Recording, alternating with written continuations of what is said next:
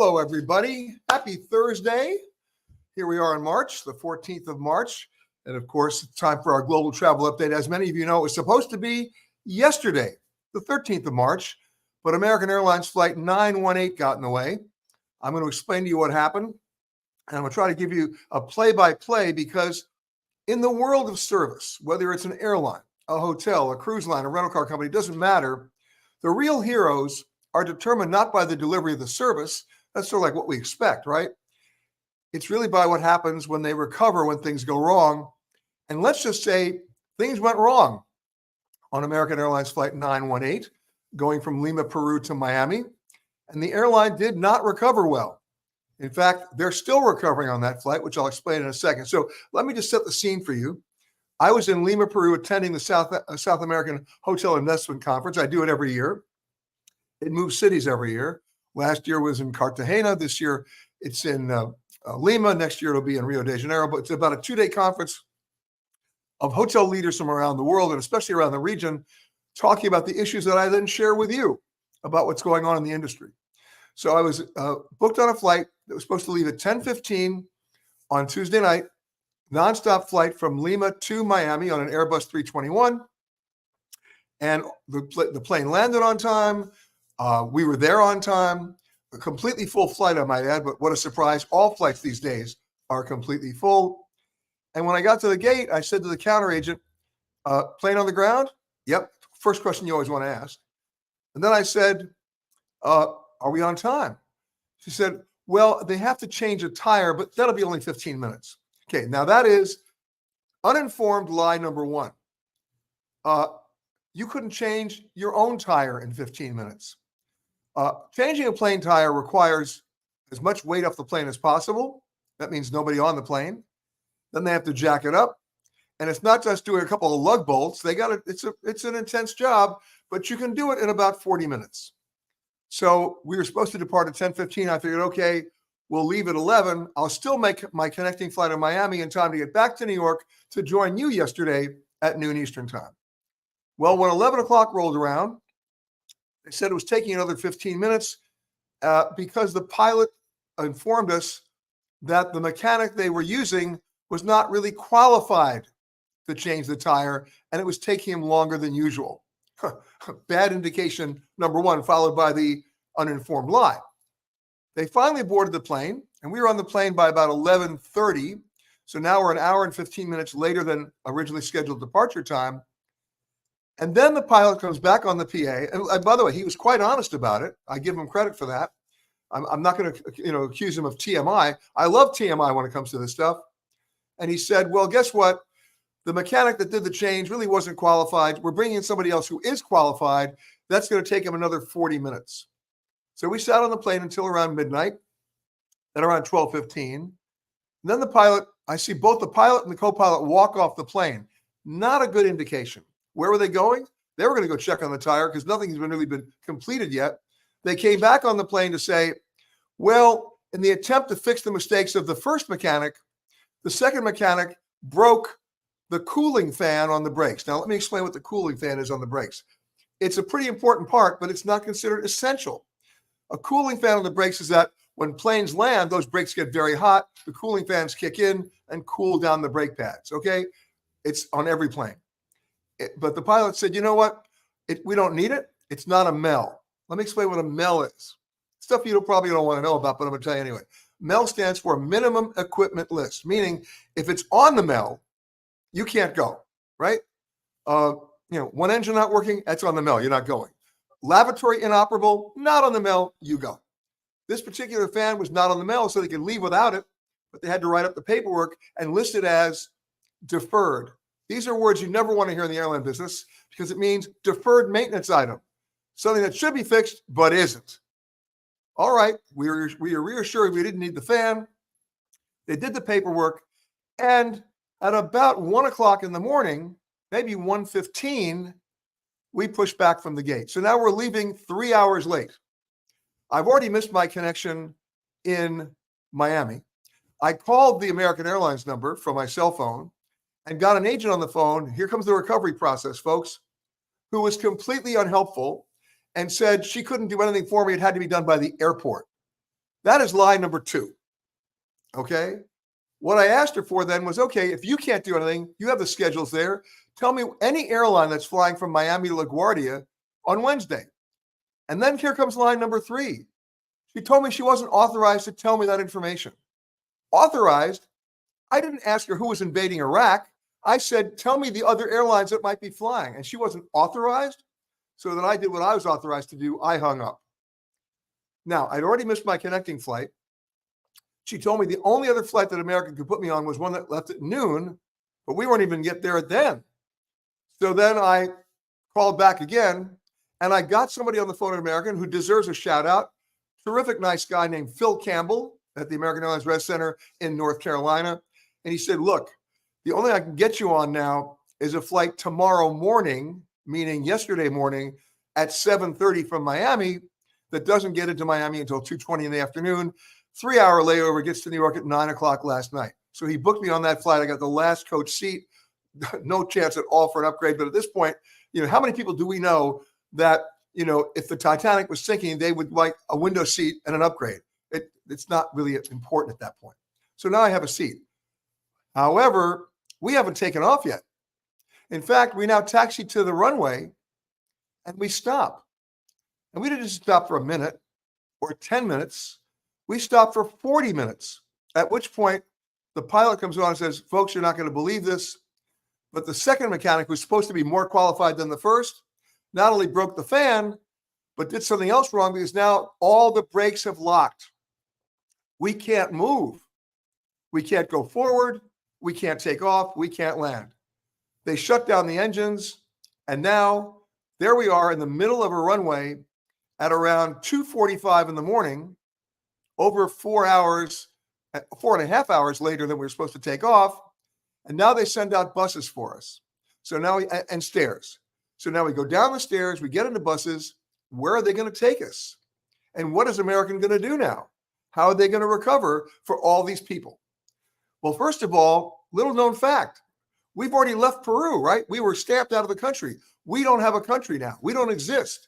So now they got to wake up immigration authorities to get them out to the airport to manually re-enter us into Peru so we can go back to the airline ticket counter, right, and figure out what we're going to do. Now let me tell you what time it is. Show the picture, Anthony. And there it is. It's now 3:30 in the morning, and the flight is called delayed. No kidding. 5 hours and 15 minutes after we're supposed to leave, we're just getting back to the counter. But it doesn't end there because there's nobody at the counter to help us. And everybody's got problems because they've either missed their connections, they've missed their flights, they have no hotel to stay at, and American doesn't have another plane. That plane is probably still in the hangar. Well, we finally get out on the 7:30 flight. Now, here's the question. We know that safety is paramount. We better know that, right? Right. I give the airline credit and I give the pilots credit for doing the right thing under unfortunate circumstances. That's not the issue here. The issue is, how does the airline recover? And the airline didn't recover. I was traveling with 3 other hotel executives, Christian Benz from Mandarin, Camila Bolanos from Hyatt, and Emilio Perez from Marriott, and many other people who were able to get on the flight. About 170 people didn't get on the flight. They didn't get out till late last night. They're just about landing now. So where do they go for 24 more hours? So we finally get out. And have I heard one word from American Airlines? No. Christian had to buy a ticket to get on the plane to get a seat. Did they reimburse him for his other ticket? No. And now that they're hearing me bitch and scream here, what is American going to do for me? You know what American does in situations like this? Try not to laugh hysterically. They'll say, we're sorry for your inconvenience. We're going to deposit 5,000 miles to your account. Meaningless garbage, basically the equivalent of Venezuelan currency. So this does not bode well for the words customer service, which have now become an oxymoron. But there is a happy ending, relatively speaking, because we did land in Miami. And in fact, here's the picture. There we go. You'll see me in there along with Christian and Camilo and Emilio. And we were met by my good friend, Jimmy Prestridge, who runs Customs and Border Protection in Miami with his officers. So it was like a family reunion. At least it was truly a welcome home. And there's our group shot. However, Christian's still waiting for his reimbursement. I'm still waiting for an answer from American. And about another 200 people are waiting for an answer as well, since they had to spend the night in Lima 2 nights in a row before they could get out. Again, it's not the delivery of service that makes the difference. It's how you recover. There was no communication from American, no communication from their counter staff. Why? Because Americans outsourced everything. The counter staff works for what? A secondary company, right? A ground handler. The maintenance guys, those unqualified and qualified maintenance guys, they don't work for American. They work for a third company. So the chain of command here is completely broken, and the delivery of the service is broken in turn. Now, this happens in so many different ways every day. I am not complaining because it happened to me. Are you kidding me? I've been more delayed flights than you can imagine. I'm reporting on the recovery here, not the delay, right? There's a very funny story that I'll share with you. Happened in 1974, in the summer of 74, about a month or two before Richard Nixon resigned. He had just concluded an arms deal with Brezhnev in Russia. And what people don't realize, there's a protocol when foreign leaders travel to the U.S. or when our president travels overseas. Our president travels overseas on Air Force One, but if he's traveling within a country, the protocol is he travels on their airline. If the Pope comes to America, he can fly on the Italian airline, but within America, he flies on a U.S. carrier, and the same with other world leaders. So Nixon was flying out of I think Kiev, and he was flying on Aeroflot to get back to where Air Force One was in Moscow. And he's sitting on the plane. They've just concluded the agreement. The band is playing. Gromyko's out there with his old fedora. He's waving goodbye. And Nixon's entourage suddenly notices that the band is still playing. Gromyko's still waving. And they haven't closed the door of the plane. They haven't even started the engines. And all of a sudden, the head of the Russian Air Force walks in and walks up to President Nixon with the pilot of the plane. Says, Mr. President, this is the colonel in charge of this plane. This plane is very broken. This plane is very sick. This plane is not going to fly. What shall we do with him? What do you want us to do with him? And Nixon, who was not known for his sense of humor, but did something that I thought was pretty funny. He said, promote him. And the translation goes back to the Russian general. And he goes, no, Mr. President, you're not hearing me. This colonel is in charge of this plane, and it does not break. It is not working. It is broken. It cannot fly. What shall we do with him? And Nixon, without hesitation, said, I told you, promote him. And the general says, why would we want to promote him? And Nixon said, because you found out the plane wasn't working on the ground. So 3 cheers for the pilot for doing the right thing on our flight, American Airlines Flight 918, and no cheers at all for how American Airlines responded. By the way, American Airlines, you know where to find me, and you know where to find every other passenger on that flight. Might be nice if you let them know what your response is going to be, and share it with me too. All right, now let's get to more news. Speaking of bad response, let's move to my other favorite topic today, Boeing. You may remember that back in 2021, that's 3 years ago, Boeing did a settlement. They were charged with a fraud conspiracy by the U.S. Justice Department. This is criminal charges. And they settled the case after those 2 Boeing MAX crashes in Indonesia and Ethiopia for $2.5 billion. But it was a conditional settlement. And the conditional settlement was all the charges would be dropped. They pay the $2.5 billion on the condition that Boeing didn't repeat its bad behavior. Well, guess what just reopened? A criminal probe of Boeing.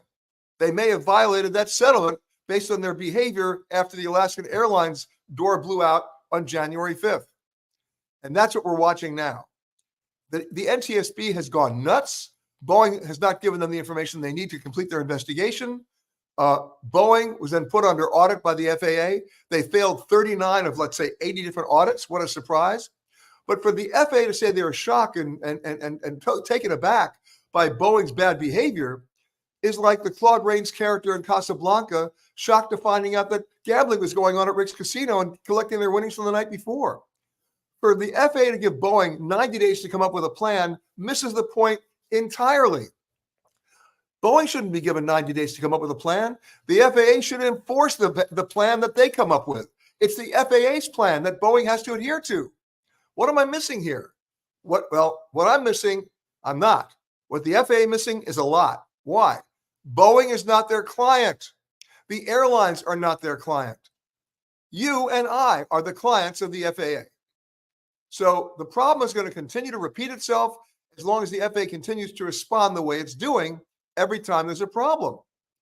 I could spend the next 3 hours on this global travel update giving you for the last 40 years instances where the FAA knew there was a problem and chose not to do anything about it because they were deferring to the economic impact on either the manufacturer or the operator. That's not their job. Their job is to enact and enforce safety. I wish they would do it. So let's see what happens with Congress, right? They control the purse strings, but this investigation continues. We now have a criminal investigation. You may have heard earlier that one Boeing whistleblower who was set to testify was found dead, apparently of a self-inflicted wound. We don't know any more details at this point. If there's any consolation to that terrible story, it's that the information he provided is intact and is in good hands, so that it will be revealed at the appropriate time. But he's just one person here. There are a lot of other people who have a lot of other things to say about the chain of custody, the chain of command, the inspection process, the assembly line process, and everything that goes into the design, the manufacture, and the inspection and the testing of Boeing aircraft. And by the way, this is not just a Boeing issue. The plane I was on the other night, American Flight 918, wasn't Boeing, it was an Airbus. So, guys, we have issues now. Now, let me give you some hand-holding here. A lot of people are going to say, oh, I don't want to fly Boeing, I'm scared of flying. Oh, it's another incident. Let's talk about the incidents that have happened in the last week. Hydraulic fluid leaking from a United Airlines plane happens all the time on every airline. Happens in your car, right? A cargo door being ajar, it happens. Let's put this in perspective. This month alone, the month of March of 2024, United Airlines will have 131,000 operations. That's takeoffs and landings, right? And we've talked about 4 incidents, none of which were life-threatening. You know what? I'm rolling the dice. I'm getting on a plane tomorrow. I'm not worried about that at all. I'm worried about the deeper long-term consequences of a bad definition of a relationship between the FAA and Boeing. And if that's not fixed, then we all have something to worry about.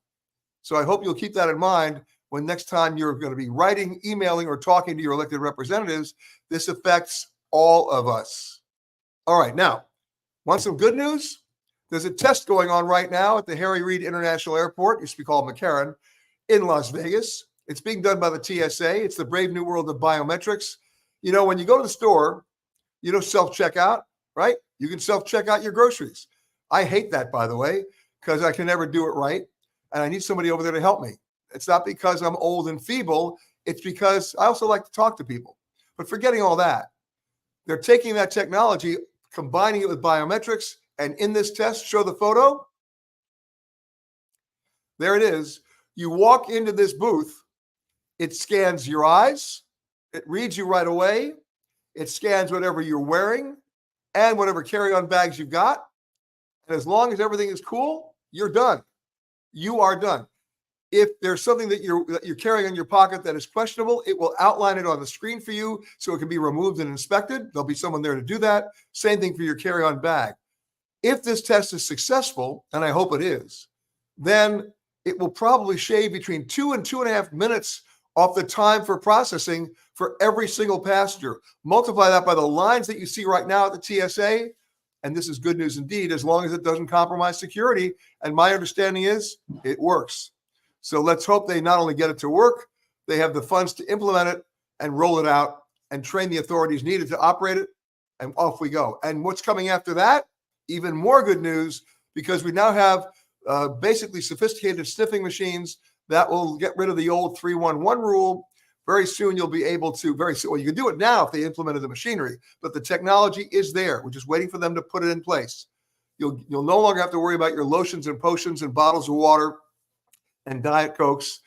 It will know the difference between a Diet Coke and Semtex, and you can go through, which will kill a lot of airport retailers. But hey, you know what? Who wants to pay for any more overpriced water? You can do it now. So get ready for that. That's the next step if this one goes through, and it looks like this test is working. So 3 cheers to the TSA for doing the biometrics. And of course, we also have Clear right now, which speeds you through on the TSA pre-check line anyway. So between all of that, that's good news. Okay, some bad news. More bag fees going up. If we do the math, that means if you're flying on American or JetBlue or Delta, your round trip costs per bag have just gone up to $80 a bag, right? Between $35 and $40 a bag. It's crazy. And not a lot of fun. All right. Now, having said all that, let's move on and say hello to some folks here. And then I'm going to go back to some other things I want to talk to you about. Hello from Jim and Harriet in Richmond, Virginia. Patrick Cooney, okay. Checking in from LAX, undisclosed rideshare. Okay. Oh, undisclosed rideshare fees. I want to know more about that. Melanie saying, finally got home. Thank you, Melanie. Greetings from the best eclipse site in America, Lima, Ohio. Did I get it right? Or is it Lima, Ohio? I never get it right. Michael, help me out. Boston Bob is saying, happy day.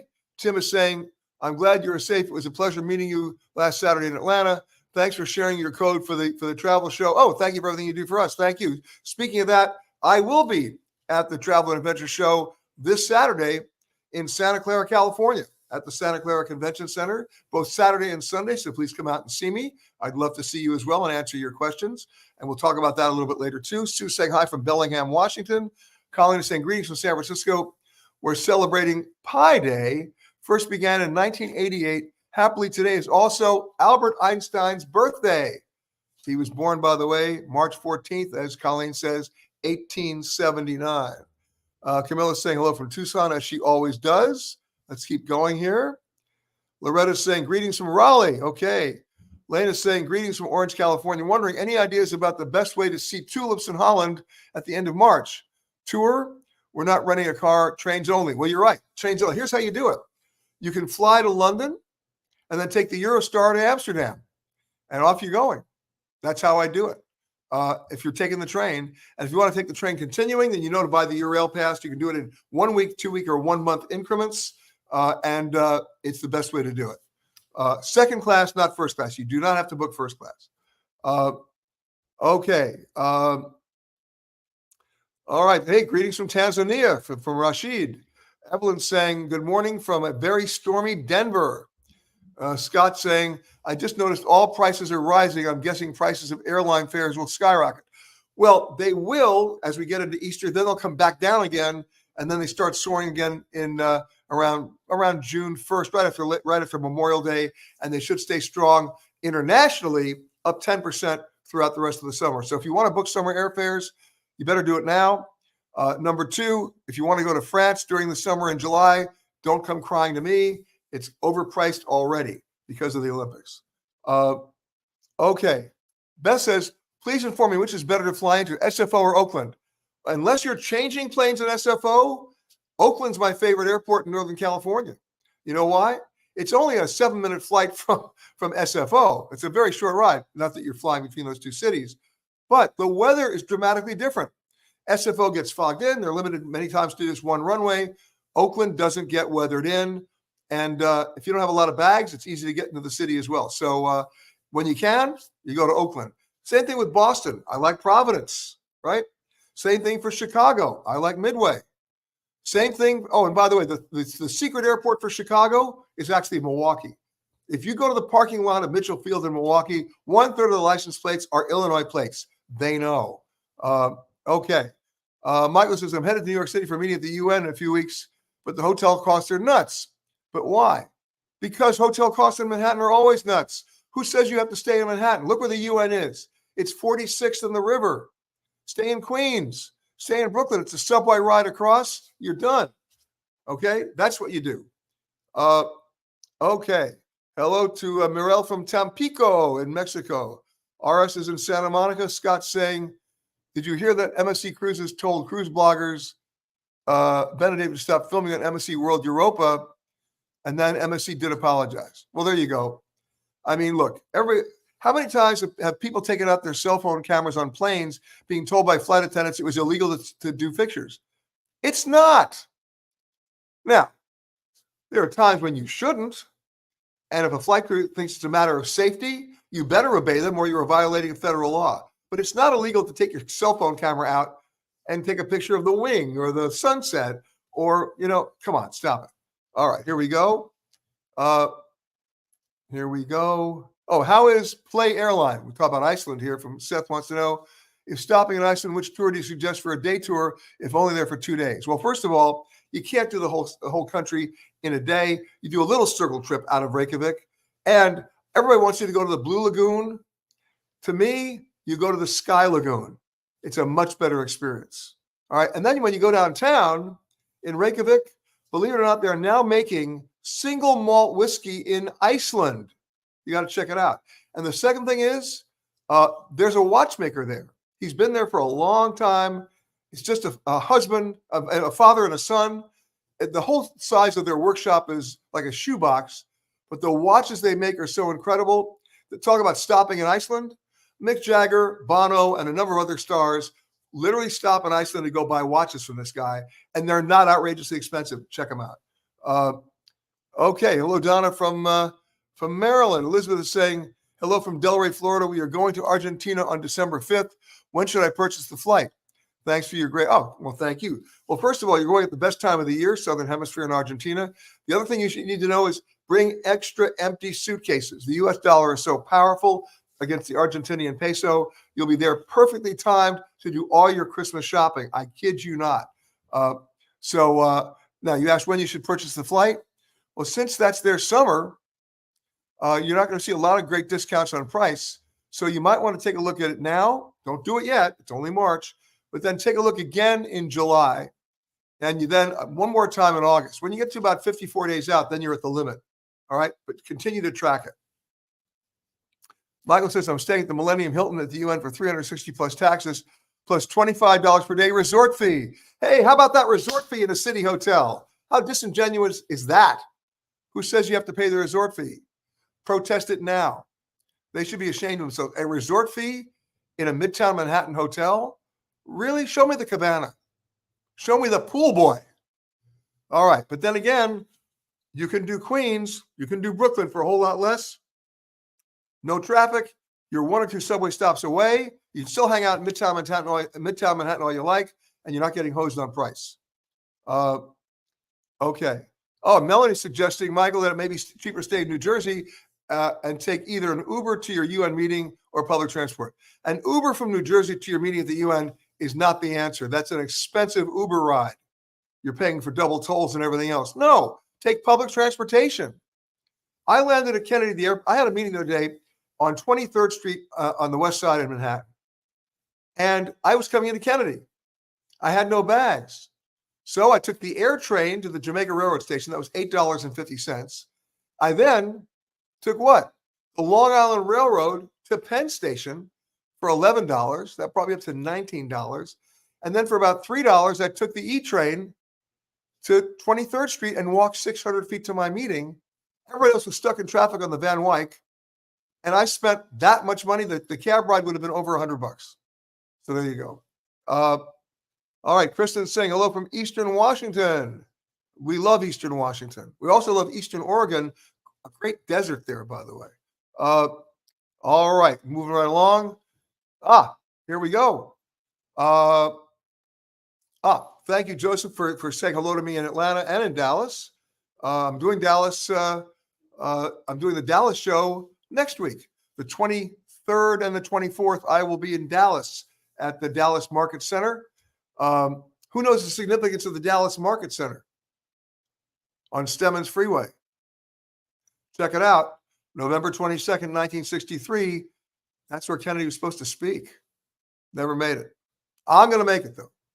Randy's saying hello from Ann Arbor. Sue's saying, when should I book airfare for Barbados for September 6th? That's a gray area, September 6th. And the prices should not be expensive then, right? Kids are back in school. The season hasn't really started yet.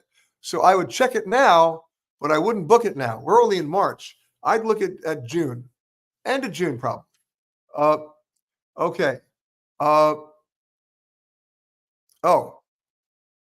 Donald says, I was reminded of being unacceptable from the terminal when Peter told this story. Were you there, Donald? Okay, well, then you know. Uh, okay. Ready agrees with you. Oakland is best. Good morning from Encino, says Elizabeth, where the winds are high and a tree just fell on a couple of parked cars. Oof. Sorry about that. Uh, okay, Nelva says, great to see you here. Please come back to Tanzania. And okay, I will do that. Kim is saying, any recommendations on Sardinia in June, going to Sardinia? It's going to be crowded. It's going to be crowded. How are you getting there? Are you going by boat or are you flying? Let me know. Okay, DL saying, greetings from New Jersey. Florida snowbirds celebrating our 40th anniversary. Oh, wow, retirees who have realized better to take a whole month touring any international country. I agree with you. And you don't have to be retired to do that. We figure it out, right? We're all digital nomads now. Okay, Randy says, how much time do I need to safely get from the port of Los Angeles to LAX after disembarking a cruise on 12/29? Well, assuming you're disembarking the cruise early in the morning and you'll clear customs by 9 a.m., I'd give yourself an hour and a half because you're now stuck in traffic. You know, it's there's no good time to drive in LA anymore, I'm sorry to say. There is no good time to drive. But give yourself at least an hour and a half. The good news is if you're taking a car, that means there'll be two of you in the car, and you can do the HOV lane, the diamond lane. But still, give yourself an hour and a half minimum. Okay. DL's going to India for a month in January. Okay. Shell is saying, from RDU, glad I got to meet you in Atlanta. Oh, there you are. When is it a good time to see London? How about any time? Seriously. But go in September. September is the magic month everywhere, right? And again, you want any hotel recommendations? Hotels in London are pricey. But then again, how much time do you spend in your hotel other than sleep and shower? It's like the cruise ships, right? If you're going to be honest with yourself. So there are about so many small 2- and 3-star hotels on the Brompton Road and a few other places where you can get relatively good deals. Also over in Lancaster Square, you won't be disappointed on that as long as you understand, you know, you're not going to be entertaining everybody in your royal suite. Okay, spend your money elsewhere. But September's the month. Okay, Jenny says we're going to New Zealand in November. How many months out would you recommend purchasing tickets? Well, again, November, they're coming into their high season, right? Southern Hemisphere. I would check out the fares now. You know, there are a couple of websites that will give you price alerts if the fare drops. You know, I think Kayak's doing that now. Hopper's always been doing that. But again, 54 days out, that's what I'd look. So you're talking basically September or maybe late August. Lois is saying, what is your feeling about travel to Ethiopia right now? No problems whatsoever. I have no problems whatsoever. Okay, now, having said that, is there a State Department advisory for Ethiopia? Of course there is. There's probably a State Department advisory for Ireland, and there's probably a State Department advisory for Marbella. Read the advisory, right? Where in Ethiopia are you going? Are you going to Addis or are you going somewhere else? Are you going by yourself or with a group? Those are considerations you have to deal with before you decide to go. And then that will also govern how you go. But the whole concept of going to Ethiopia right now, I don't have a problem with it. All right. Janine says, I'd like to take a week Long Beach trip in mid-April, early May, which has safer weather. I see. Long Beach. Okay. Curacao, Costa Rica, St. Martin, or Belize. Well, I love the weather in Belize. I mean, that they never disappoint me. It's hotter, but it's great. It's better weather. But you haven't told me what you want to do there. So before I just give you a weather report, let's talk about activities, okay? Okay. Here we go. Melissa's saying, where are the best places to go in Boston? Well, you know what? You say you're going to see me Sunday in Santa Clara? We can talk about it there. Use Boston as your hub. Get out a map, and then we can talk about where you want to go, okay? Okay. This is my Sardinia question from Kim. We are flying in from Rome, June 1 to 7th, and you're staying at the Hotel La Via della Castellano or Castellano. Then you know what? You're early enough to avoid all the crazy Europeans. You're okay. The weather will be a little chilly, not overly chilly, but just, you might want to wear a sweater at night. But you're going at the right time of the year, if not September, which continues to be my magic month. Okay, Red says, what? I love downloading and listening to. Oh, thank you. Well, thank you. I appreciate that you're listening. Evelyn, thank you for that note. I'll let Honda know that. Barbara saying, hello from Louisville. When should we buy tickets for Rome in September? Again, September being the magic month, as long as it's after like the 10th of September, you'll see those fares start coming down probably by May. And they'll really start coming down by the end of June if the loads don't materialize. So don't buy it yet, just monitor. Okay. Seth is saying Aruba is always perfect weather. It is. It's further south, but they always do a good job. Okay, we're going to Paris in May, says Sue. Will we have any issues being so close to the Olympics? No, May is fine. After May, you're on your own. All right, but keep in mind that in anticipation of the hordes of people coming to the Olympics, a lot of hotel room rates are going up now. An Airbnb that was going for $300 a night is now going for $1,200 a night. And we haven't even gotten to the hotel rates, which are in many cases over $2,000 a night. So be aware of that. Once again, it's no different than my advice to the person who's going to the UN meeting in Manhattan to go to Queens. Look at the train schedules in Paris and go outside by an hour, right? The train system in France is wonderful. Go outside by an hour, have a beautiful chateau at a reasonable price, and come into Paris when you want to do day trips. Okay, let's move on now. It's time for the photo of the week. And there it is. How cool is that photo? Anybody want to know where that photo was taken? Any guesses? Nobody? All right. I'm going to tell you. Utah. Congratulations to Terry Klein, our winner this week. That photo was taken in Antelope Island, Utah. Anybody know where that is? Well, you should. It's right there at the Great Salt Lake. And again, there's a time and a place, Ansel Adams lovers, for black and white photos. And Terry, you nailed it. And if you guys think you've got a great photo that qualifies the photo of the week, you know what to do. Just send it to photocontest@petergreenberg.com. And if we agree with you, you go right up there next to Terry. Terry, thank you again for that photograph. Again, like all great photographs, you waited for the light. Congratulations. A couple of housekeeping notes. I mentioned already that I'll be speaking this weekend in Santa Clara, California, at the Santa Clara Convention Center for the Travel and Adventure Show, both on Saturday and Sunday. The radio show this week, go to the photo. That's right. It's from Ngamba Island. Part of it is anyway. And where's Ngamba Island?